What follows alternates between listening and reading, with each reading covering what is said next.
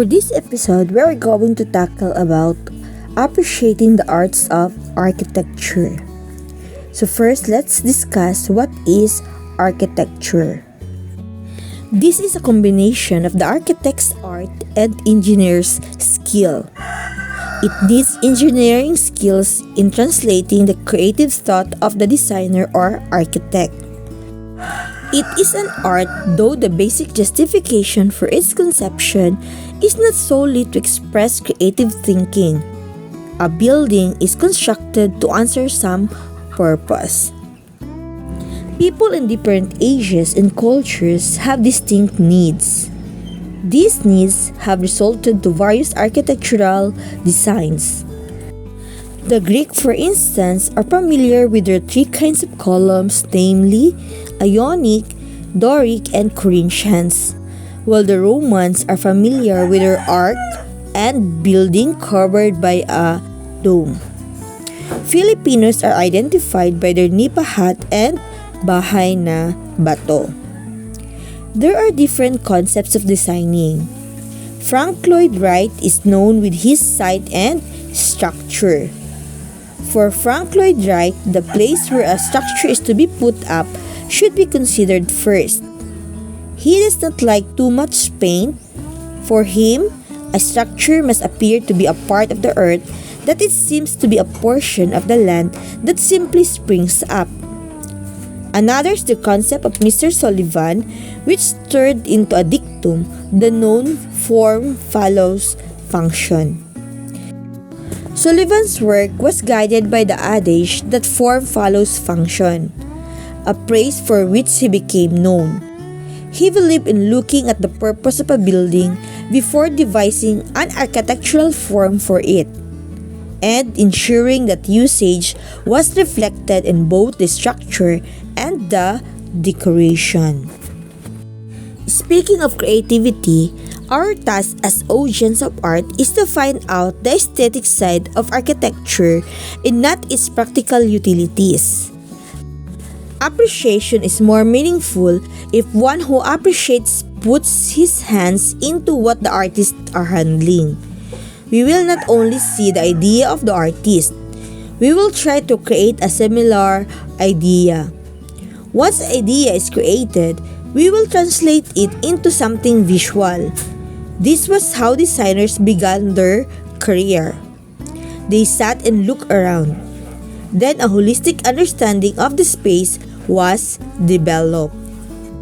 Before going to this task of appreciating the art of architecture, let us first review some technicalities and illustrations of this certain form of art.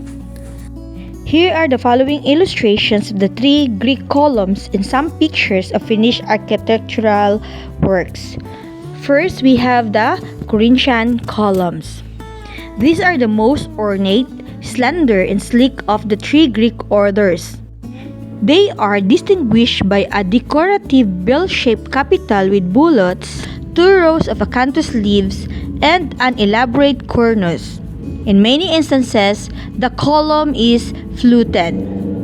So, in the Philippines, we have the example of this column called Corinthian.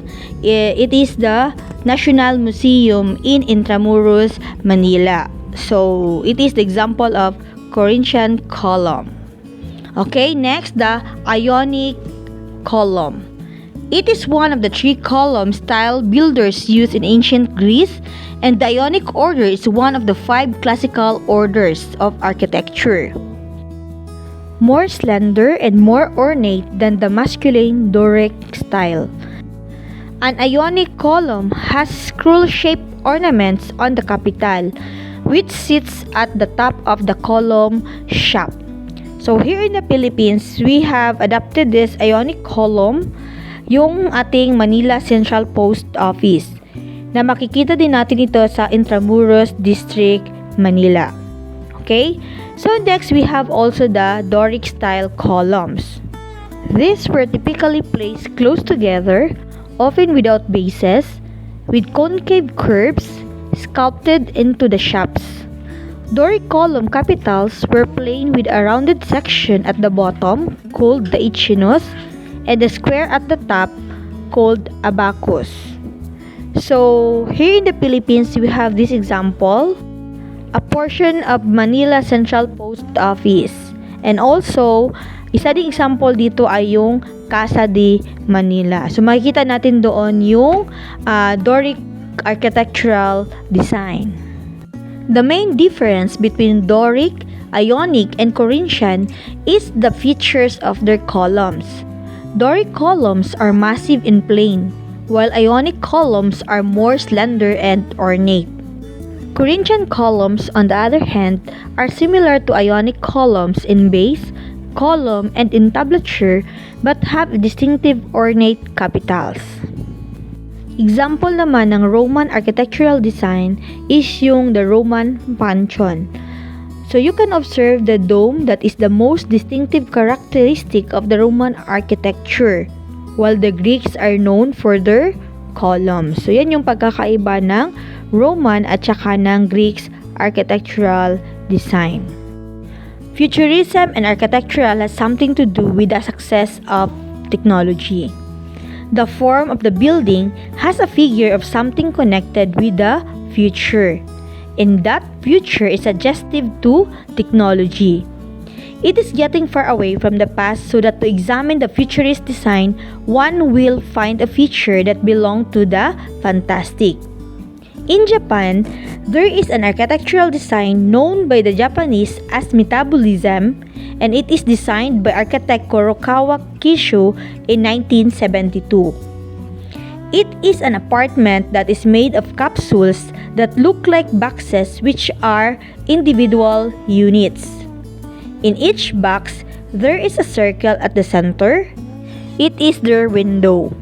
Imagine if you are in it. It would be like wandering by the window of a spaceship. The capsules are restricted, although on matter of space, they are not different from all the other apartments of Tokyo. The issue arising connected to this building is not the building itself. The owner of the lot wants to use the land for the maximization of value. So, kung mayroong metabolism sa Japan, dito naman sa Pilipinas, kilala tayo sa pagkakaroon ng architectural design na nipahat at saka yung bahay na bato. The bahay kubo, also known as payag in the Visayan languages, is a type of stilt house indigenous to the Philippines. It often serves as an icon of Philippine culture. The house is exclusive to the lowland population of unified Spanish-conquered territories. Its design heavily influenced the colonial era bahay na bato architecture. So, ang bahay na bato naman, it is a type of building originating during the Philippine Spanish colonial period. It is an updated version of traditional bahay kubo.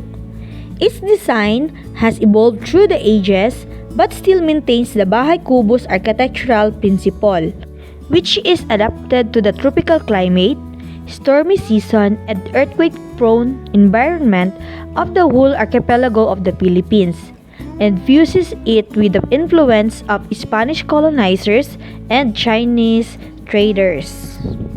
So that's all for this episode, and I'm your teacher May, leaving this message of Frank Gehry. Architecture should speak of its time and place, but yearn for timelessness. Thank you so much!